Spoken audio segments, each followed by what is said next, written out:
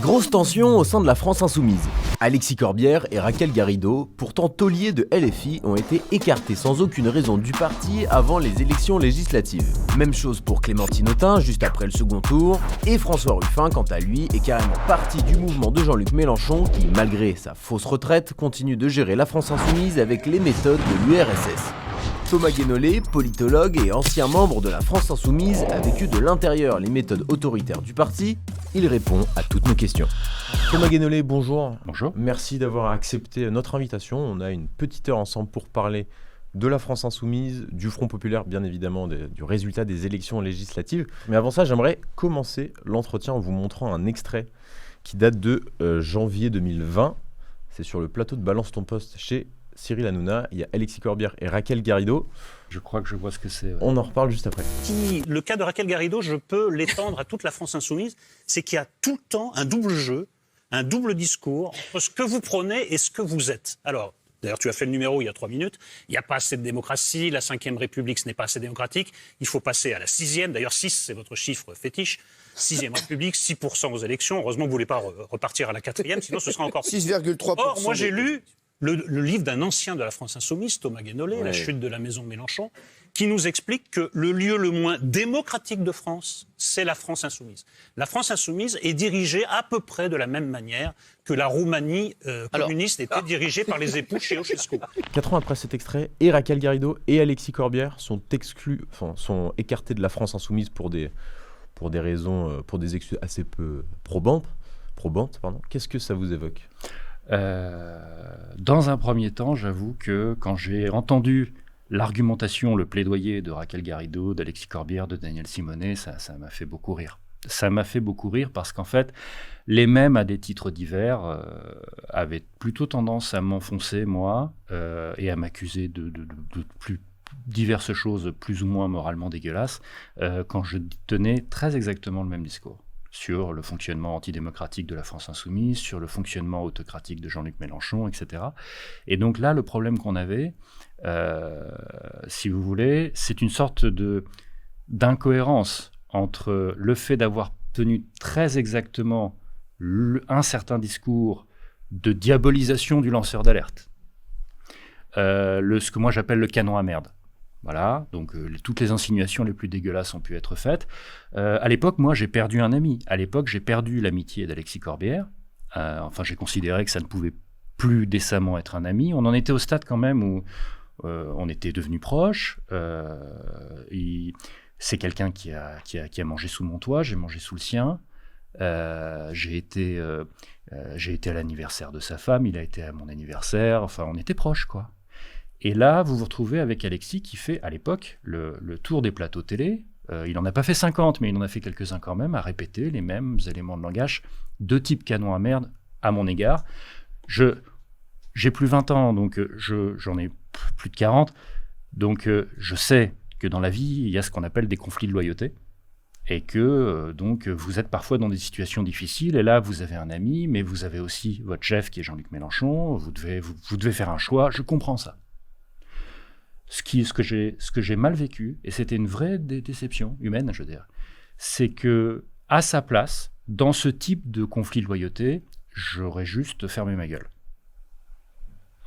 Quand vous avez un ami qui est dans une situation très difficile, conflictuelle, avec le mouvement politique dans lequel vous vous trouvez tous les deux, tu lui enfonces pas la tête sous l'eau, tu lui tires pas dessus, juste tu t'abstiens et tout le monde comprendra que comme c'est une relation amicale, tu préfères te taire. Voilà.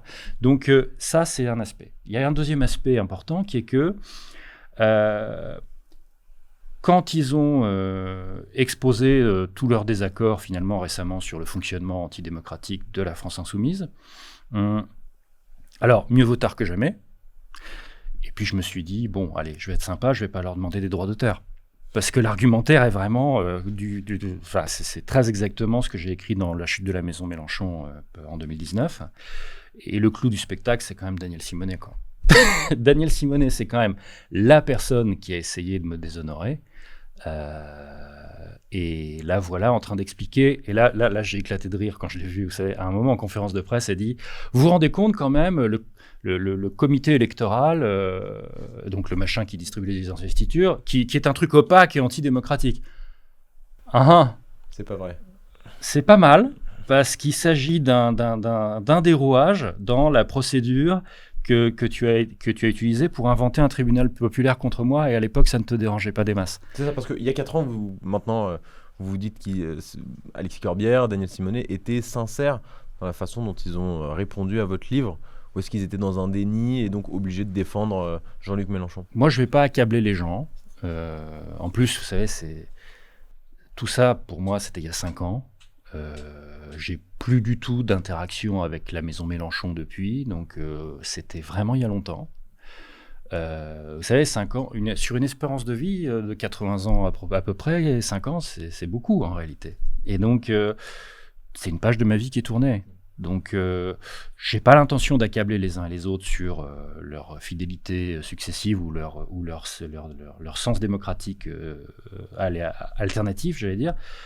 J'admets simplement que oui, les gens peuvent évoluer. Et donc, je pense qu'ils étaient sincères quand ils m'ont calomnié de toutes les manières possibles et imaginables pour défendre la boutique. Et je pense qu'ils sont sincères maintenant en disant qu'il y a un fonctionnement antidémocratique qui pose problème. Et c'est plus facile de s'en rendre compte quand le fonctionnement antidémocratique est de plus en plus contre vous personnellement, parce que c'est ça qui leur est arrivé. C'est qu'au fur et à mesure, au fil des années, ils se sont retrouvés à ne pas être traités, manifestement, Alexis Corbière, Raquel Garrido, Daniel Simonet, comme ils voulaient l'être dans la structure. Et à ce moment-là, ils ont réclamé plus de démocratie interne. Et le résultat, c'est qu'ils se sont fait saquer et purger. Enfin, purger, oui. C'est pas le goulag non plus, mais le terme manifestement fonctionne. Mais sur le cas d'Alexis Corbière, par exemple, qui est quand même un taulier, qui est un insoumis de la première heure, que lui apprenne dans un mail qu'il n'est pas reconduit pour les législatives, est-ce que vous qui avez vécu de l'intérieur ces pratiques assez peu démocratiques, est-ce que vous imaginiez que la France insoumise puisse arriver à ce niveau de... Oui. Ouais. En fait, quand Jean-Luc Mélenchon fait son discours de victoire du nouveau Front populaire, la première chose pour laquelle il remercie les gens qui l'ont suivi jusque-là, c'est leur loyauté. Tout le reste passe après. Vous pouvez réécouter si vous voulez, la loyauté. Tout en haut, et beaucoup de chefs politiques fonctionnent comme ça, tout en haut de leur hiérarchie morale, j'allais dire, il y a la loyauté. Ça passe avant tout le reste. Jean-Luc Mélenchon et Sophia Chikirou, parce que c'est la même chose, ont estimé que, à tort ou à raison, je ne me prononce pas là-dessus, d'autant plus que je ne sais pas, moi, dans le détail, ce qui a pu se passer entre eux, ont estimé que Alexis Corbière, Raquel Garrido, Daniel Simonet étaient devenus déloyaux. Et pour ce motif, ils ont été exclus, parce que c'est comme ça que ça fonctionne. Et la brutalité de la façon de faire, effectivement, vous la prenez au détour d'un tableau Excel dans le cas d'Alexis Corbière, c'est habituel chez eux. C'est-à-dire qu'il y a une culture de la dureté dans les relations, que ce soit dans la façon de virer les gens, ou même dans la façon de traiter... Je raconte ça dans mon bouquin « La chute de la maison Mélenchon ». Je raconte comment Sophia Chikirou dirigeait ses méthodes de management pour diriger le média. À ma connaissance, aucun patron de droite traiterait ses salariés comme ça. Donc, on est probablement beaucoup mieux traité au Figaro qu'on ne l'était aux médias de la période Chikirou du point de vue social et humain. C'est une certaine culture qui existe dans une partie de la gauche anti-système. C'est que, c'est cette idée que, comme on se défend une très noble cause, on n'a pas besoin de s'embarrasser de traiter les gens particulièrement bien, puisque de toute façon, la cause passe avant tout le reste.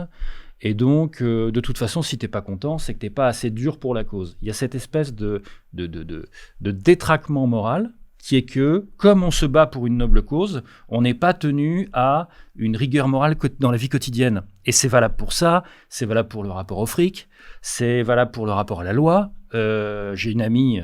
de longue date, qui a été cadre chez LFI, qui n'est plus maintenant, et qui m'avait expliqué, oui, en fait, c'est du marxisme dégénéré. C'est-à-dire que comme on est des révolutionnaires, la morale, la loi, tout ça, on est au-dessus de ça. Mais alors, pour le coup, vous parliez de loyauté. C'est assez curieux, au final, que François Ruffin n'ait pas été écarté. Ah oui, alors ça, c'est un truc que les gens ne comprennent pas. Alors, il est parti de lui-même plus tard. Non, c'est pas mais... ça, c'est que François Ruffin n'a jamais été membre de la France Insoumise. il était député apparenté LFI. Donc il s'est contenté de décider tout seul, unilatéralement, que s'il était réélu, il ne serait plus apparenté LFI. Vous voyez ? Parce que pour être membre d'un groupe parlementaire, il faut que le groupe parlementaire veuille de vous. Mais pour que vous soyez apparenté LFI tout de suite, c'est beaucoup plus facile. Apparenté, ça veut dire que vous vous reconnaissez vous comme étant plutôt proche de ce groupe-là, mais vous n'en faites pas pour autant complètement partie. Vous voyez ? Oui, d'accord. Donc vous êtes une espèce de territoire autonome à l'intérieur du groupe parlementaire. Et Ruffin a fonctionné comme ça. Ce que je veux dire par là, c'est que... Oui, mais la France Insoumise aurait pu refuser. Oui, elle aurait pu... soit apparentée au C'est groupe. vrai, c'est vrai. Mais ce que je veux dire par là, c'est que François Ruffin, d'abord, il a eu l'investiture de LFI pour être élu député une première fois, en 2017. Mais il a eu en fait l'investiture de tous les partis de gauche, déjà. Et ensuite, il avait sa propre dynamique qu'il a construite d'abord avec son journal local, qui à l'époque était surtout local, qui était Fakir. Il avait sa propre dynamique avec ses documentaires, etc., etc. Et donc, il n'est pas du tout dans le profil type des députés LFI, qui sont juste des soldats de l'armée de Mélenchon, qui ont juste reçu leur pactage, une investiture, et qui y vont. Et si c'est pas toi, ce serait quelqu'un d'autre. Ruffin n'est pas dans cette situation. Il existe par lui-même. Il a été, moi aussi, et on est quelques autres comme ça, il a été l'un des rarissimes dans la galaxie Mélenchon à avoir sa propre existence, sa propre notoriété, son propre message, etc., etc. Et donc, quand il décide de se séparer de la maison Mélenchon, en fait, c'est un territoire autonome qui reprend son indépendance. C'est pas quelqu'un qui était embrigadé comme les autres et qui s'en va. Oui. C'est pas la même chose. Je suis assez d'accord, mais on a l'impression d'avoir assisté à une forme de tango un petit peu entre Jean-Luc Mélenchon et François Ruffin depuis 2-3 ans. Je parlerai pas de tango. Je parlerai pas de tango. Je parlerai de poker menteur. Ce que je veux dire par là, c'est que Jean-Luc Mélenchon et François Ruffin, moi c'est ma conviction, n'ont jamais eu des relations d'amitié sincères, ils n'ont jamais eu des relations d'alliance sincères, ils ont eu pendant quelques années l'équivalent politique d'un mariage de raison. Et donc, aussi longtemps, et à guetter à chaque fois l'opportunité de marquer des points l'un contre l'autre, parce qu'en fait c'est une guerre froide. Et ça a fini par arriver maintenant que Mélenchon a l'âge qu'il a, et maintenant que François Ruffin pense sincèrement que la stratégie électorale de la maison Mélenchon va dans le mur, l'un comme l'autre ont décidé d'aller au bout d'une rupture explicite. Donc Ruffin a fini par les envoyer chier, et Jean-Luc Mélenchon a lâché un certain nombre de personnes, notamment sur les réseaux sociaux, contre lui, a répété en boucle qu'il était un traître, mais ça c'est toujours pareil, je veux dire. Dès que vous n'êtes pas très strictement dans la ligne et dans la discipline, vous êtes un traître, vous êtes un opportuniste, il y a une espèce de pratique systématique du rouleau compresseur de calomnie qui est malsaine et qui n'est même pas nécessaire, donc c'est dommage. Petite pause, je me permets d'interrompre cet entretien pour te rappeler de t'abonner à cette chaîne YouTube, c'est important si tu veux nous soutenir. Tu peux aussi lâcher un pouce bleu ou lâcher un commentaire. Sachez qu'on lit tous vos commentaires, c'est assez intéressant dès lors que la vie est constructive. Valeurs Actuelles, c'est en partie cette chaîne YouTube, VA+, que vous connaissez, mais c'est aussi et surtout un hebdomadaire qui sort tous les jeudis, que vous pouvez retrouver en kiosque, mais également un hors-série mensuel. Et cette fois-ci, on consacre un numéro intitulé « Quand la France régnait sur le monde ». Vous pouvez commander ce numéro sur notre site internet valeuractuelle.com et au passage découvrir toutes nos offres d'abonnement pour ne rater aucun de nos articles premium. Voilà, on peut reprendre. Et dans une interview du Monde qui est sortie avant-hier, je crois, François Ruffin explique que lui, au sein du groupe de gauche dans lequel figure la France Insoumise, il encourageait ses collègues de la France Insoumise à se diriger vers la France profonde, la France rurale, etc. Et que son parti n'écoutait pas vraiment cette stratégie et se concentrait exclusivement sur la France des banlieues, la jeunesse, etc. Pourquoi, à votre avis, la France Insoumise se concentre uniquement sur cet électorat et ne veut pas s'étendre vers la France plus rurale, la France périphérique? Alors, c'est pas exactement l'analyse que j'ai. J'ai lu l'entretien donné par François Ruffin. Ce qui s'est passé, c'est que Jean-Luc Mélenchon, à un moment donné, en 2017, il applique un truc à la Chantal Mouffe et il croit sincèrement que ce qu'il est en train de faire, c'est de faire éclater les clivages gauche-droite habituels, et il est en train de fédérer le peuple dans une révolution citoyenne pour renverser les élites, les 1%, etc. Donc, et ce faisant, dans un premier temps, il ne se rend pas compte j'ai écrit là-dessus, pareil, dans le livre que vous citiez, il ne se rend pas compte qu'en réalité, il est en train de devenir un candidat d'union de la gauche malgré lui, parce que c'est l'électorat de gauche qui est en train de voter pour lui massivement au premier tour, pour plein de raisons que je ne vais pas vous détailler, mais il se retrouve à être avec un électorat qui est globalement le même électorat que celui de premier tour de François Hollande en 2012, avec juste un peu moins de classe moyenne et un peu plus de classe populaire, donc déporté vers la gauche sociologiquement, c'est tout. Il comprend après coup, tardivement, je pense d'ailleurs qu'il a lu le chapitre de réflexion stratégique dans mon bouquin, c'est-à-dire que je développe tout ce que je suis en train de vous dire, et où je dis, la conclusion logique, c'est que c'est une erreur, une faute lourde, de ne pas faire d'union de la gauche pour les législatives une fois qu'il a un beau score à la présidentielle. Et donc, c'est vraiment une erreur de ne pas refaire une sorte de gauche plurielle, un cartel des gauches, appelez ça comme vous voulez. Il a retenu la leçon pour 2022, puisqu'en 2022, vous avez la NUPES, alors que le coup d'avant, il ne l'avait pas fait. Vous voyez ? Il avait essayé de finir de les siphonner, en réalité. Alors que là, il fait la NUPES, donc il fait une union de la gauche. Donc déjà, il y a ça.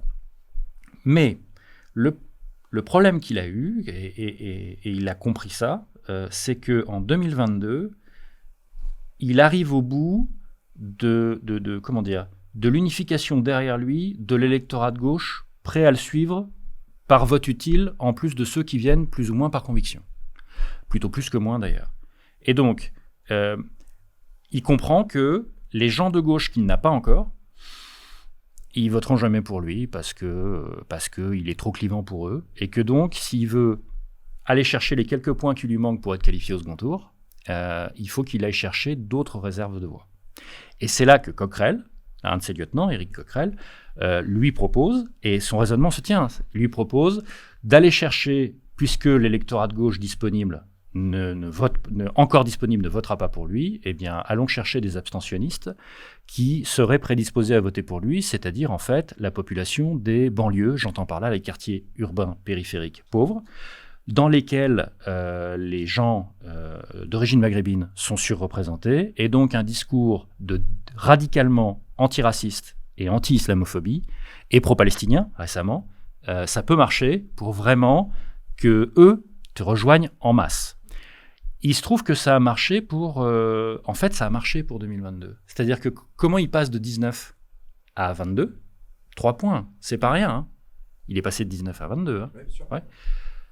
Et ben, quand vous regardez l'évolution des dynamiques électorales, c'est que dans les 2 dernières semaines, l'électorat des banlieues, qui était indécis, qui ne s'était pas encore positionné en termes d'intention de vote, a considéré que c'était lui le meilleur défenseur pour eux contre le racisme et la xénophobie, parce qu'il l'avait vu plusieurs fois débattre très durement face à Éric Zemmour.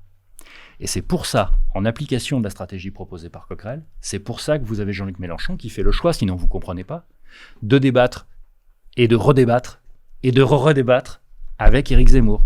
C'est pour pouvoir en fait récupérer cet électorat-là. Donc Zemmour et Mélenchon se sont fait mutuellement la courte échelle. Parce que Zemmour, lui, se positionnait comme l'anti-Mélenchon absolu et donc le meilleur représentant de l'extrême droite ou la droite radicale, vous appelez ça comme vous voulez.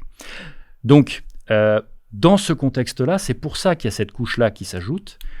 Et donc, pourquoi ne pas aller chercher aussi la France rurale pauvre ?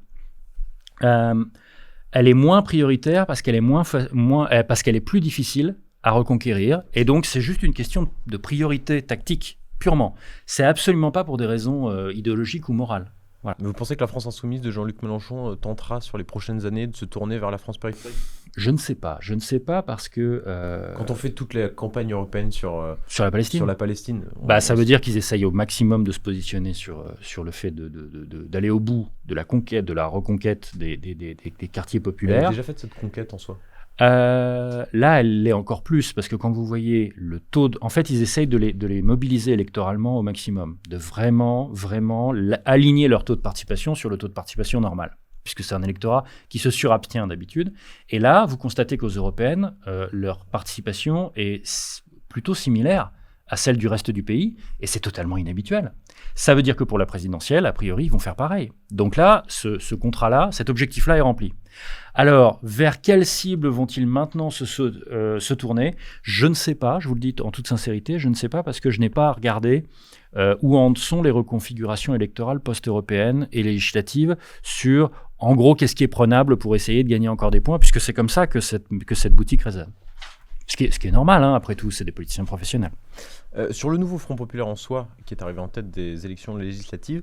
Alors, juste, pardon, ça dépend si on raisonne en siège ou en voix. En voix, c'est le Rassemblement national. En siège, pardon. Oui, voilà, faut le préciser parce que, en fait, ça veut dire, selon qu'on le dit en voix ou en siège, on comprend que la victoire du nouveau Front populaire, même si à titre personnel mes convictions sont connues, elles sont publiques, je m'en réjouis, je n'oublie pas qu'en réalité, c'est parce que nos institutions de 5e République, mode de scrutin, déconnent complètement, et que donc vous pouvez finir 3e en étant arrivé premier en nombre de voix, ce qui est n'importe quoi. Le retour à la proportionnelle. Oui, on développera ça si vous le souhaitez, mais oui, c'est pas la seule chose que je propose. Je reviens sur donc la victoire en termes de siège du nouveau Front populaire. Certains observateurs politiques, peut-être pas vous, expliquent que Jean-Luc Mélenchon fait partie des grands perdants de ce scrutin, parce que la France insoumise a perdu des sièges, et que le Parti socialiste renaît, que les écolos renaissent, etc. Qu'est-ce que vous en pensez ?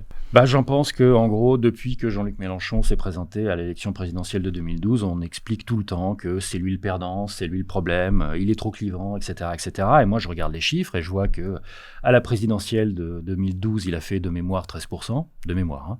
Hein. En 2017, il fait 19%, et en 2022, il fait 22%. Donc en fait, c'est un type qui est censé être perdant, foutu, impossible, clivant, mais qui à chaque fois monte. Il y a un truc qui va pas dans ce récit. D'une part, pour la France insoumise, là, il y a une baisse. Une moindre baisse. Non, mais c'est marginal. Je veux dire, ils sont stables en réalité en nombre de sièges. Et en termes de voix, on assiste à une remobilisation de l'électorat de gauche dans le cadre d'une alliance, et cette alliance est dirigée par LFI. Donc si c'est une défaite, moi des défaites comme ça, j'en veux bien tous les jours. Hein. Vous voyez ? Vous pensez que cette alliance est dirigée par LFI ? Bien sûr, non mais c'est factuel. C'est-à-dire que cette alliance a été dirigée par LFI. C'est LFI qui l'a organisée, c'est LFI qui a écrit l'essentiel du programme. En nombre d'investitures, en pratique, c'est LFI qui en est le plus. Alors il se trouve qu'au final, le PS est à touche-touche avec eux. Mais comment dire, c'est parce que les dynamiques électorales se sont faites comme ça. Mais en termes de leadership dans la coalition, oui, LFI pèse plus lourd que tous les autres. Alors, en majorité relative, à l'intérieur de cette majorité relative, j'en conviens. Néanmoins, j'ajoute que, en fait, Jean-Luc Mélenchon, objectivement, reste aujourd'hui celui qui a la plus forte légitimité démocratique à l'intérieur de la gauche, puisqu'il a fait jusqu'à 22% sur son nom. Je veux dire, je dis pas qu'il a une légitimité parfaite, mais je dis juste que si lui n'est pas légitime pour être le leader de la gauche, qui est plus légitime que lui exactement ? Personne. Si vous regardez bien, non mais cherchez un nom, vous verrez, vous en trouverez pas. Il y a assez peu de personnes qui émergent oui. Très bien, mais je veux dire, on ressent. Faut pas confondre le fait d'être mécontent d'un leader avec le fait de ne pas le reconnaître comme leader. Ce que je veux dire par là, c'est que l'écrasante majorité de l'électorat de gauche a déjà voté Mélenchon pour la présidentielle.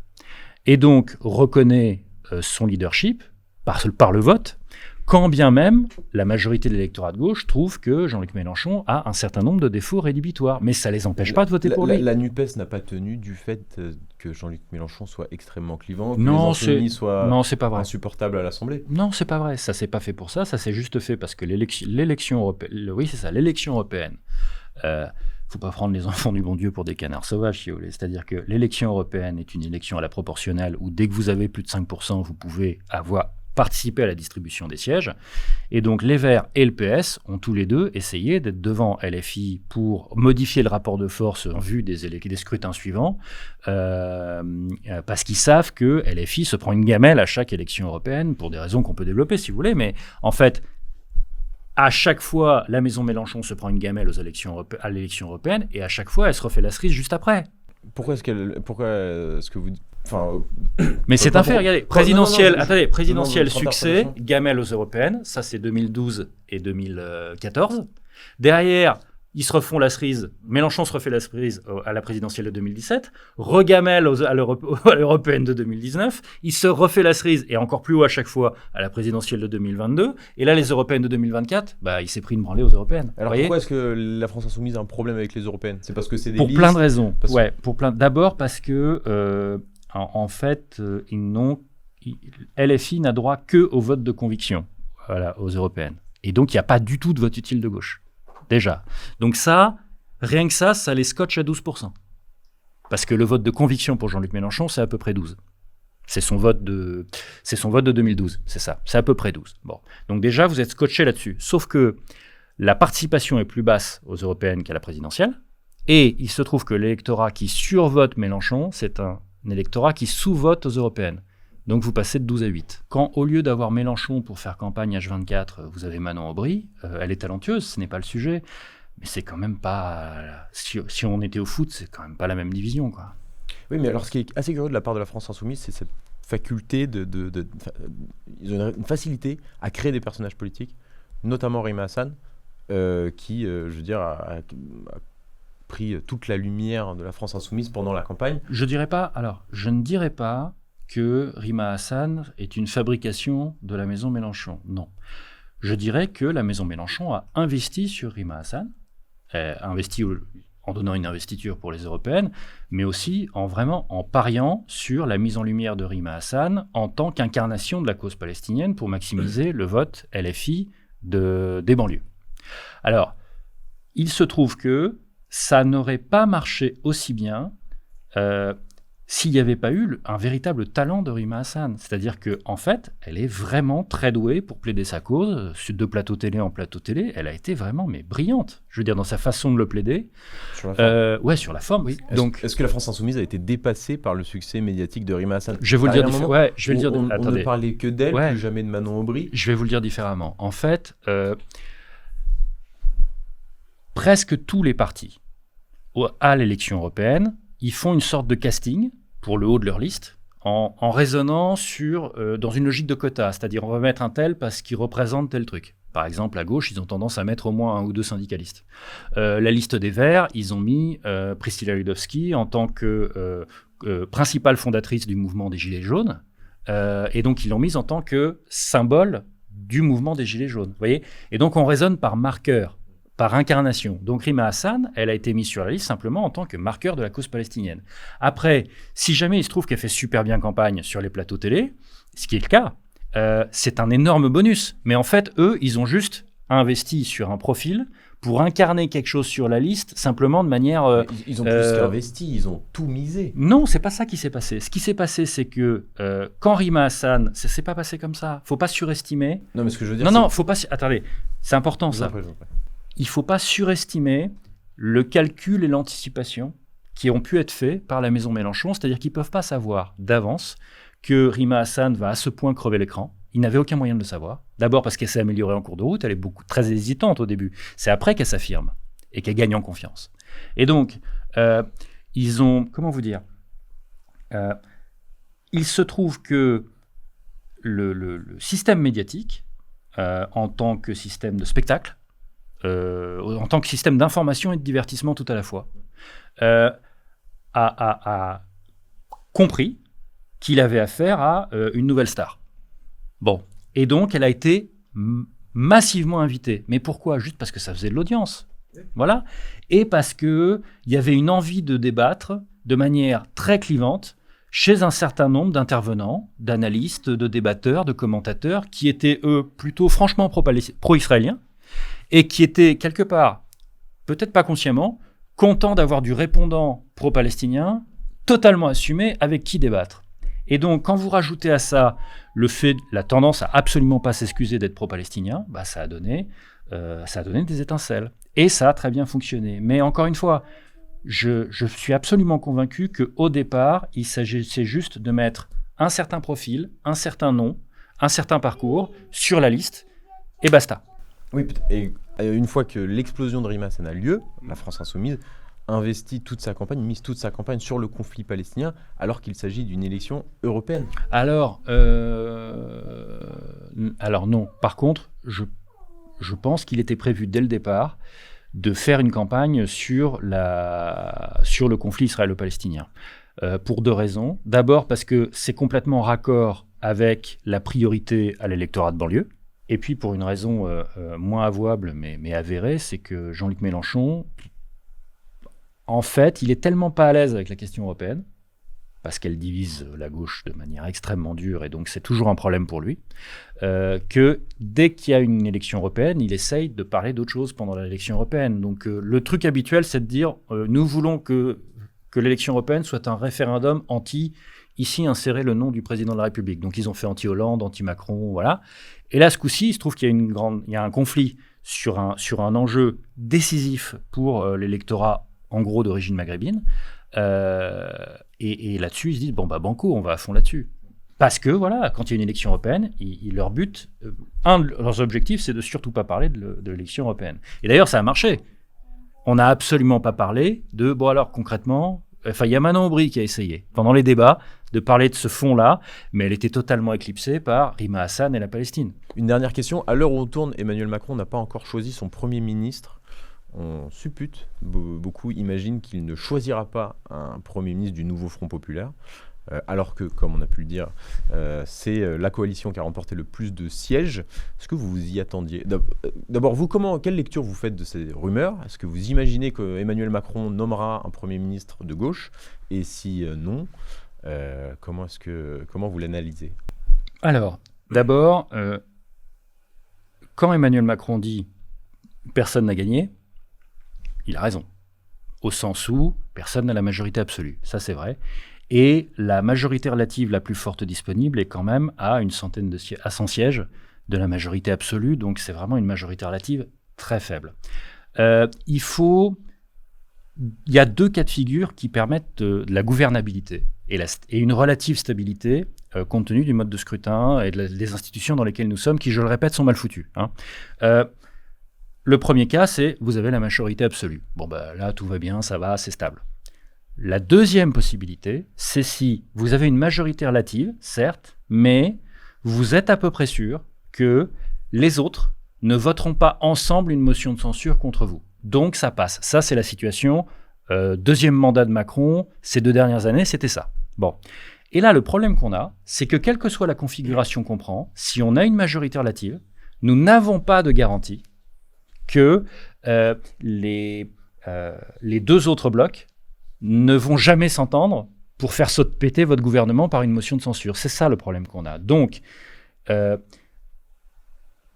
soit on fait un gouvernement sans couleur politique qui fait juste des réformes techniques les plus consensuelles possibles pendant 1 an et on remet on rebat les cartes par une nouvelle dissolution dans 1 an, soit vous vous retrouvez avec une majorité négociée beaucoup plus large que ce qui est disponible. Et là, j'ai utilisé le simulateur de majorité, très bien fait d'ailleurs, qui est un truc interactif, dynamique, du journal Le Monde, sur leur site internet, et j'ai vu que la seule combinaison possible qui aboutit à une majorité absolue, carrément, c'est si les macronistes s'allient avec la gauche sans LFI. Et là, ça passe. Sachant que dans tous les autres cas, il y a toujours un truc qui coince. Par exemple, macroniste plus LR, c'est pas la majorité absolue, et c'est vraiment loin, en fait, de la majorité absolue. Macroniste plus l'ensemble de la gauche, y compris LFI a déjà dit niet, et le RN est loin, même avec ses alliés, est très loin du compte. Donc quand vous y réfléchissez, vous comprenez mieux la démarche d'Emmanuel Macron. C'est pour ça, parce qu'il a ça en tête, c'est pour ça qu'il a envoyé ses sbires répéter en boucle partout où il pouvait, réseaux sociaux, plateaux télé, etc., depuis ces dernières heures, ces derniers jours, répéter en boucle le moindre gouvernement avec LFI, nous on votera la censure. C'est pour bloquer la possibilité d'un gouvernement majorité relative, nouveau Front populaire. Parce que si vous bloquez ça, la dernière possibilité, c'est macroniste plus gauche non LFI. Donc c'est ça qui est en train c'est ça que Emmanuel Macron est en train de tenter. Pourquoi ? Parce que c'est sa dernière chance de rester dans le jeu. S'il ne fait pas ça, il inaugure des chrysanthèmes jusqu'en 2027. Donc il nommera un Premier ministre de centre-gauche. Oui, plutôt de gauche, à mon avis. Mais oui, c'est ça, de gauche, pas anti-système. Alors c'est ce qu'il essaye de faire. Il va peut-être pas y arriver. Mais il y a un élément que les macronistes, à mon avis, n'ont pas encore compris, mais ils sont en train de le comprendre. J'en ai parlé chez vos confrères de France Info récemment, c'est que pourquoi le PS et les Verts ne peuvent en aucun cas accepter un deal avec les macronistes en arnaquant LFI. Parce que en l'état actuel des modes de scrutin, le PS et les Verts sont LFI dépendants en termes d'accord électoral pour avoir des sièges. S'ils n'ont pas un accord avec LFI, ils ont beaucoup moins de sièges. Les Verts n'en ont quasiment pas, et le PS en a beaucoup, beaucoup moins. Donc, pour que les macronistes obtiennent le feu vert du PS et des Verts pour faire un bloc ensemble, il faut que les macronistes mettent sur la table une réforme immédiate, c'est-à-dire dès le lendemain, dès que la coalition se met au travail, une réforme du mode de scrutin pour passer à la proportionnelle intégrale, parce qu'avec la proportionnelle intégrale, figurez-vous que le PS et les Verts n'auront plus jamais besoin d'un deal avec LFI pour avoir des sièges, et donc là, ils peuvent dire, oui, bah, du coup, le mode de scrutin est réformé, donc au prochain coup, on n'aura pas besoin d'un deal avec LFI pour avoir des sièges, donc on peut se permettre de faire ce retournement d'alliance. Et alors, une question plus générale sur la proportionnelle. Alors, j'entends bien que c'est un peu sale, tout ce que je raconte comme manœuvre, en termes de cynisme, de calcul, etc. Mais en même temps, on est dans une situation où on a 3 blocs dont aucun ne peut gouverner, donc il faut être créatif. Mais à propos de la proportionnelle, il y a un souvenir historique un peu trouble. Ça dépend encore. Quand on parle de la proportionnelle, on pense à la 4ème République, oui, où c'était le foutoir, oui, motion de censure dans tous les sens. Ouais. Vous pensez que ça marque encore c'est pour ça qu'elle ne fait pas l'unanimité. En fait, la 4ème République, elle a conduit à diaboliser le mode de scrutin proportionnel, alors que en 86-88, on a eu la proportionnelle et c'était plutôt stable. Il n'y avait pas de problème particulier, c'était pas la foire, c'était pas le chaos. En plus, c'était une cohabitation, donc un truc déjà en soi plus compliqué à gérer. Et pourtant, la cohabitation Chirac-Mitterrand, il n'y a pas eu d'instabilité à l'Assemblée nationale, c'est pas vrai. J'ajoute que le problème de la 4ème République n'était pas le mode de scrutin proportionnel, sinon il y aurait la foire et le dawa dans tous les pays d'Europe où il y a la proportionnelle, c'est-à-dire quasiment tous, et ce n'est pas le cas. Donc, ce qu'il y a, c'est que la 4ème République avait un mécanisme, une procédure pour renverser un gouvernement qui était une procédure trop facile. C'est tout. Et donc, je vous prends un exemple. En Espagne ou en Allemagne, vous ne pouvez avoir une majorité pour renverser le gouvernement que si vous vous mettez également d'accord dans le même vote sur le nom du Premier ministre suivant. Et du coup, c'est beaucoup plus rare. Parce que c'est facile de se mettre d'accord pour dégager un gouvernement, c'est plus dur de se mettre d'accord dans le même mouvement sur le nom du prochain patron. Raison pour laquelle, à ma connaissance, dans toute l'histoire de la République fédérale allemande après la Seconde Guerre mondiale, je crois que c'est arrivé une seule fois, c'est comme ça qu'Helmut Kohl est devenu chancelier. Et je ne sais même pas si c'est arrivé une fois en Espagne, alors que le mécanisme existe. Affaire à suivre, on suivra ça de près. Merci Thomas Guénolé Avec d'être plaisir. venu chez nous.